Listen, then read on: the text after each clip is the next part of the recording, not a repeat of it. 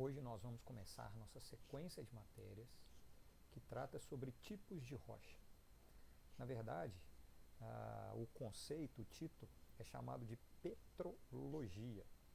Petro, rocha, logia, estudo. Só que se a gente for melhorar um pouquinho mais esse conceito, petrologia diz respeito à origem, ocorrência e estrutura das rochas.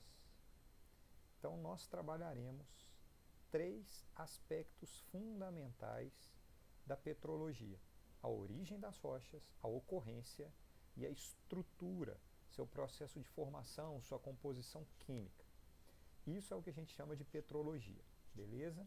Bom, se a gente está falando de petrologia, o estudo das rochas, da sua origem, ocorrência ou estrutura, temos que entender brevemente o que são rochas. Qual é o conceito de rochas? Rochas nada mais é do que um conjunto, um agregado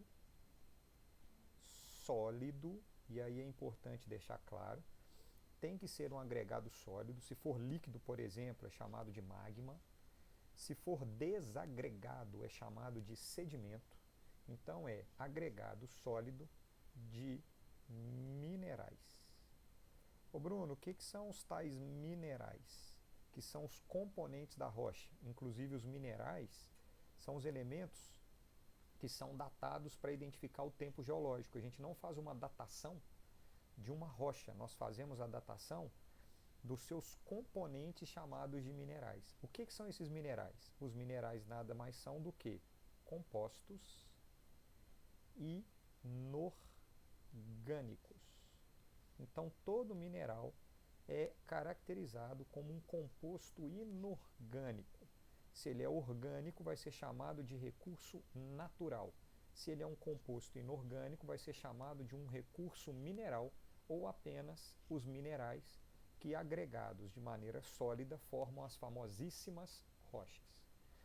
Se as rochas têm origem, ocorrência e estruturas diferentes, composições diferentes, mineralogia diferente, nós podemos dizer então que no estudo da petrologia nós temos diferentes tipos de rochas. Começando pela chamada mãe de todas, a rocha magmática. Por que ela é chamada mãe de todas? Porque a rocha magmática ela é caracterizada pela solidificação do magma. E aí é a mãe de todas, porque o planeta Terra, na sua origem, alguns bilhões de anos atrás, ela era magma. Na medida em que foi acontecendo o processo de resfriamento superficial da Terra, esse magma se transformou em rocha magmática. Por isso ela é considerada a rocha mãe de todas. Ela também é conhecida como rocha ígnea, porque a palavra ígnea quer dizer fogo. Ignição, só para lembrar. Então, rocha magmática ou ígnea tem sua origem no fogo, ou seja, tem sua origem no magma em altas temperaturas, que solidificado esse magma vira uma rocha ou um agregado sólido de minerais. Tranquilo? Muito bem. Esse processo de solidificação para a formação de uma rocha magmática ou ígnea, ele é dividido em dois grandes grupos, esse processo de solidificação. Ou a solidificação será lenta, ou a solidificação será rápida. E isso, lento ou rápido, pode ser tanto em escala de tempo humano quanto em escala de tempo geológico, falou? A solidificação lenta ela pode demorar alguns milhões ou até bilhões de anos e vai produzir um tipo de rocha magmática chamada de rocha intrusiva. Intrusiva é a rocha magmática que se forma no interior da Terra, ou normalmente ela é formada no interior da litosfera. Ela não tem contato direto. No seu processo de solidificação, o magma não tem contato direto no seu processo de solidificação com elementos externos da Terra, tipo a atmosfera, a chuva, o vento, águas do oceano, de rios, de lagos. Então o processo de solidificação acontece no interior da litosfera, por isso é um processo de solidificação extremamente lento, dando o nome de rocha magmática intrusiva. O segundo é quando a solidificação é rápida, aí daremos o nome de rocha magmática extrusiva. A rocha magmática extrusiva se dá no exterior da litosfera. Beleza?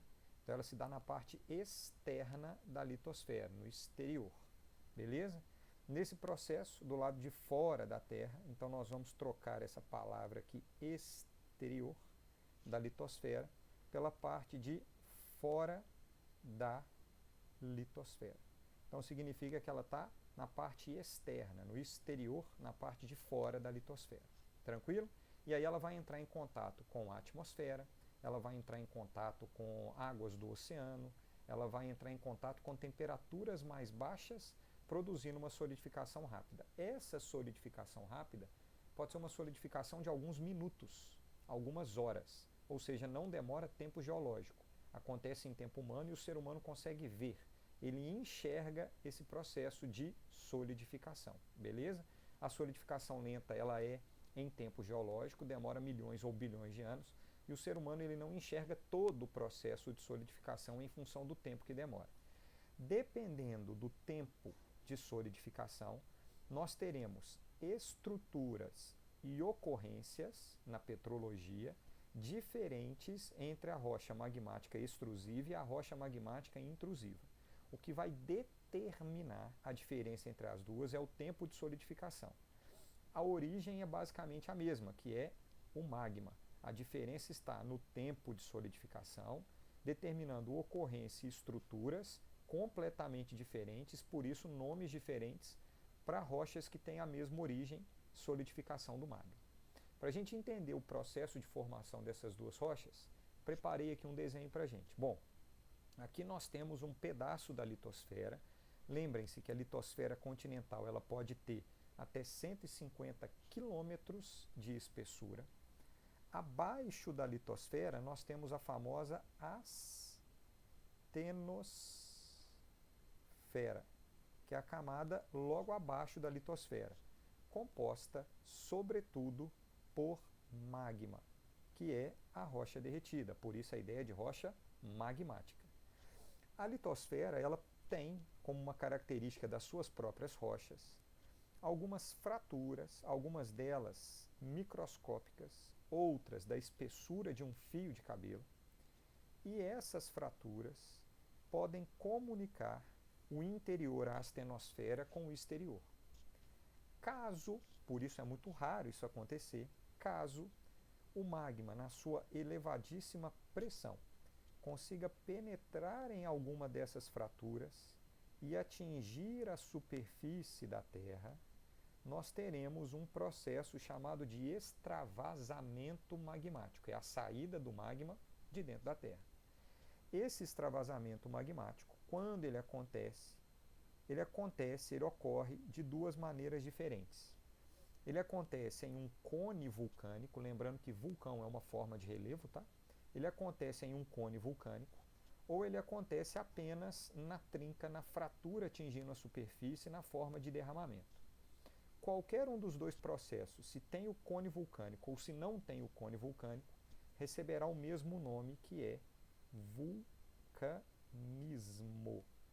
O vulcanismo nada mais é do que o processo de extravasamento magmático. Então aconteceu aqui o extravasamento magmático, popularmente conhecido como vulcanismo. A gente acha que o vulcanismo acontece só onde tem o cone vulcânico. Vulcanismo é qualquer processo de extravasamento magmático com cone vulcânico ou sem o cone vulcânico. Beleza. Significa que nós estamos jogando magma para fora da litosfera, para fora da Terra. Automaticamente ele entra em contato com a atmosfera, temperatura infinitamente mais baixa, uma vez que na erupção vulcânica, no vulcanismo, o magma atinge a superfície com temperaturas próximas de 600 graus. Quando ele encontra a atmosfera, por exemplo, temperatura média de 23. Se ele encontrar o fundo de um oceano, a temperatura média é próxima de zero, águas extremamente frias. Automaticamente vai acontecer o choque térmico. Esse choque térmico produz um processo de solidificação extremamente rápida, tá? Chamada solidificação rápida. Bruno, por que você está chamando a atenção para o processo de solidificação se é lento ou rápida? Porque é o seguinte, o magma, a astenosfera, ele é composto predominantemente por silício e magnésio. Existem mais inúmeros elementos químicos compostos no magma. Quando esse magma extravasa e a solidificação é rápida, significa que cada elemento químico ou cada composto químico tem a sua temperatura específica de solidificação. Se a solidificação é rápida, significa que todos os compostos que compõem o magma, eles vão solidificar ao mesmo tempo, num processo de formação de uma rocha magmática extrusiva. Por isso, as rochas magmáticas extrusivas, elas são visualmente homogêneas, elas normalmente têm uma cor só, porque a sua estrutura, apesar de ser quimicamente diversa, porém, no processo de solidificação rápida, ela toda foi solidificada na mesma temperatura por meio de um choque térmico. O grande exemplo dessa rocha aparentemente uniforme, visualmente uniforme, é o famosíssimo basalto. O basalto, para ter uma ideia, é uma rocha magmática extrusiva, é a mais abundante no planeta Terra como rocha magmática extrusiva, e ele é todinho de cor preta, um preto bem escuro. A composição química é a mais diversa possível, predominando silício e magnésio, que é o material do magma, da astenosfera, porém, no processo de solidificação rápida, ele é todo uniforme aparentemente, porque todos os compostos, todos os minerais, solidificaram exatamente ao mesmo tempo pelo choque térmico produzido pelo extravasamento magmático. Questões de vestibular.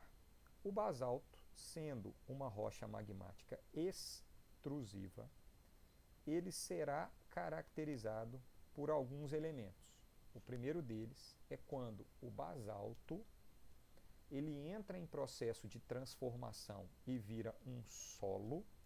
O basalto ele recebe o nome de solo de terra roxa. Quando o basalto é modificado e vira solo, é um solo de um vermelho bem escuro, chamado solo de terra roxa. Os vestibulares adoram esse processo de decomposição do basalto virando solo de terra roxa. Esse nome é um nome tipicamente brasileiro. Existem outras regiões do planeta Terra, por exemplo, próximo da Rússia, Ucrânia, Chechênia, Geórgia, que tem um solo parecido com o de terra roxa, a mesma origem, é um solo produzido por rocha magmática extrusiva e a sua decomposição, que é a decomposição do basalto, e ele recebe o nome de solo Chernozyon, é um solo bem escuro também. O solo de terra roxa é um nome dado ao solo brasileiro, derivado de vulcanismo, exemplificando que no Brasil já existiram vulcões e processos de vulcanismos ativos em milhões de anos atrás, e a ocorrência desse solo ela está relacionada aos estados de São Paulo, do Paraná, sul de Minas Gerais. Por exemplo, questão de vestibular, solo de terra roxa, derivado da decomposição do basalto de regiões de extravasamento magmático que formaram rocha magmática extrusiva. No caso do Brasil, esse solo está intimamente vinculado ao ciclo do café, por ser um solo, e aí vem a segunda característica dos solos derivados do basalto, por ser um solo extremamente fértil. Esse solo é fértil porque é um solo relativamente jovem que tem os elementos, os minerais que compõem o magma, por exemplo, silício e magnésio. E o magnésio, especialmente o magnésio, ele é um elemento químico importantíssimo para o desenvolvimento vegetal. Então, esse magnésio extravasado no magma, solidificado, basalto, rocha magmática extrusiva, vira um solo de terra roxa, um vermelho bastante escuro, ocorrência São Paulo, Paraná e Minas Gerais, vinculado ao ciclo do café por ser um solo extremamente fértil. Esse tipo de solo, solo derivado do basalto, ele tem um nome. Ele é chamado de nitossolo. Teremos aulas na sequência sobre tipos de solo que a gente vai aprofundar nesse processo de transformação de rocha em solo, ou seja, de um agregado sólido será transformado em sedimentos. O nitossolo é solo fértil de origem vulcânica no Brasil, solo de terra roxa vinculado ao ciclo do café. Beleza? Ótimo. Eu expliquei aqui o processo de formação da rocha magmática extrusiva. Agora eu vou explicar o processo de formação da rocha magmática intrusiva. Acompanhe o raciocínio. O caminho que o magma faz para extravasar, ele pode encontrar alguma fratura dentro da litosfera e esse magma pode significa que pode ser que sim, como pode ser que não, esse magma ele pode fundir a rocha que forma a litosfera e esse processo de fusão produz a formação dentro da litosfera de uma grande bolsa de magma. Essa bolsa de magma produzida pelo próprio magma, fundindo rochas que compõem a litosfera. Essa bolsa magmática ela tem um nome. Essa bolsa recebe o nome de câmara magmática. Ela pode estar localizada a alguns metros de profundidade ou ela pode estar localizada a vários quilômetros de profundidade. Essa câmara magmática, que é o magma quente dentro da litosfera, ele aquece as rochas imediatamente em contato da câmara, com a câmara magmática, ele aquece essas rochas e essas rochas aquecidas podem aquecer lençóis freáticos e regiões de reserva de água subterrânea. Então, onde tem câmara magmática, nós podemos ter aquecimento das rochas ao redor da câmara magmática que aquecem reservatórios de água subsuperficial. Por exemplo, lençol freático, por exemplo, aquíferos. Por isso, onde as câmaras magmáticas existem, nós teremos a ocorrência de dois fenômenos naturais. O primeiro é a ocorrência dos famosíssimos geysers, que é quando essa água aquecida ela extravasa como se fosse um processo de vulcanismo, só que esse extravasamento é de água em elevada temperatura em função da alta temperatura e pressão no interior da Terra. O geyser extravasa essa água quente em alta pressão, alivia a pressão interna do lençol freático, o geyser para de funcionar. Daí a algumas horas, em função do aquecimento novamente da câmara magmática e da água, ele volta a extravasar essa água. Um outro exemplo de um fenômeno natural que acontece são as famosíssimas águas termais. Bruno, o que é uma água termal? São as regiões de água quente sem a presença de geyser. O geyser, normalmente, a câmara magmática ela é mais superficial. A água termal, a câmara magmática ela é mais profunda, 50, 60 quilômetros, e não fornece o calor suficiente para a água subsuperficial para o lençol freático ferver e extravasar. Então a água fica quente, mas não ao ponto de formar um geyser. As águas termais elas acontecem, por exemplo, no Brasil. Água termal no Brasil, a gente tem exemplo em Minas Gerais, Poços de Caldas, São Lourenço, tem em Goiás, Caldas Novas, tem fora do Brasil várias regiões, Estados Unidos, Hungria, águas termais húngaras são famosíssimas, ocorrência dessas águas termais. Bruno, pera aí para eu entender, você quer dizer então que na litosfera brasileira, na América do Sul, existem câmaras magmáticas que aquecem a água no território brasileiro? Sim. Embaixo de Minas Gerais, de Goiás, de Tocantins, a gente tem câmara magmática. Corre o risco desse processo virar um vulcanismo? Não, porque elas estão muito profundas, em média de 50 a 60 quilômetros de profundidade. Quando elas estão mais superficiais, podem acontecer vulcanismo e a formação de geysers que não existem no Brasil. Beleza? Só que aí a gente continua a explicação. Veja bem. Essa câmara magmática, como ela não tem o choque térmico, ou seja, ela não atinge a superfície, o processo de resfriamento será extremamente lento. Agora acompanhe. Formando, então, no resfriamento extremamente lento, solidificação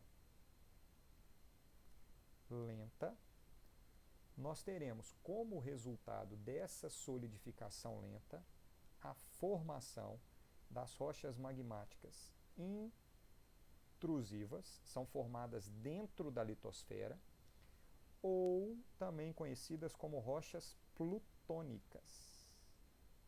porque Plutão é o deus do submundo.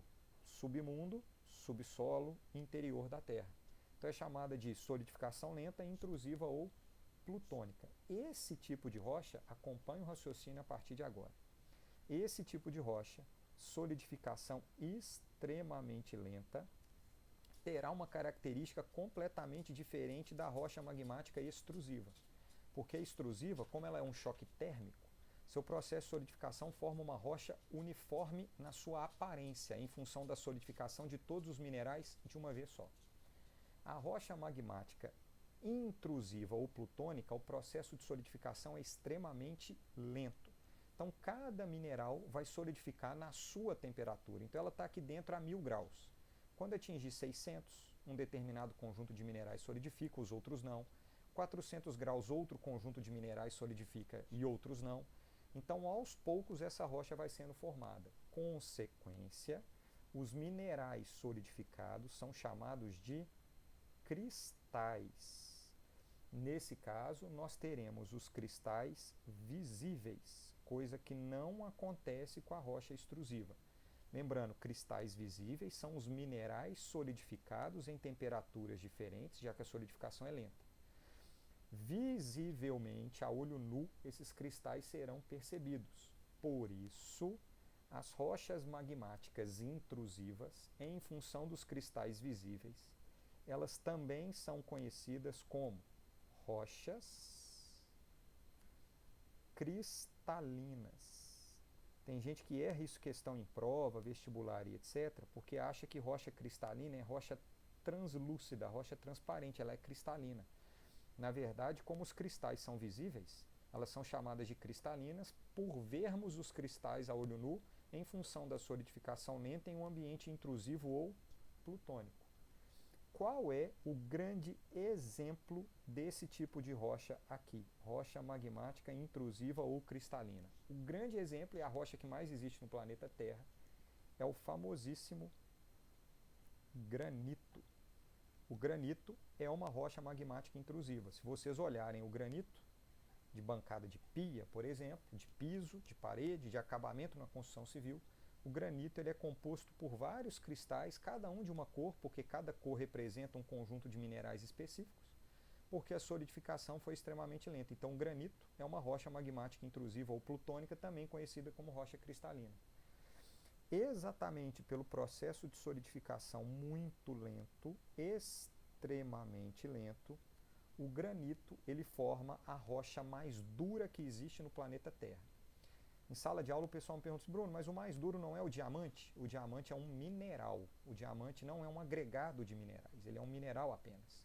O granito, como agregado de minerais, é a rocha mais dura porque a solidificação aconteceu na melhor temperatura para cada mineral formado. Então a cristalização, a solidificação foi ideal para cada um deles, formando do que nós chamamos de arcabouço